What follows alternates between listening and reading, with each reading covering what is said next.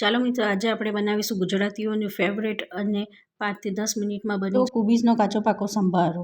તેના માટે તેલ ગરમ કરવા મૂકી દીધું છે. ત્યારબાદ ગાજર, મરચાં, કેપ્સિકમ અને કોબીજને ઊભી બરાબર સુધારી લીધી છે. તેલ ગરમ થઈ ગયું એટલે તેની અંદર રાઈ ઉમેરી દીધી છે. પછી જીરું ઉમેરી દીધું છે. પછી હિંગ અને થોડીક હળદર ઉમેરી દીધી છે.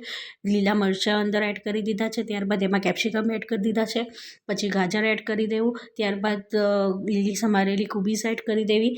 તેને બરાબર હલાવી દેવું. તમને જો મારો વિડીયો પસંદ આવે તો તમે મારી ચેનલને લાઇક, શેર અને સબસ્ક્રાઈબ કરજો. આ બધી વસ્તુ બરાબર હલાવી દેવી. થોડુંક મીઠું ઉમેરીને હલાવી દેવું.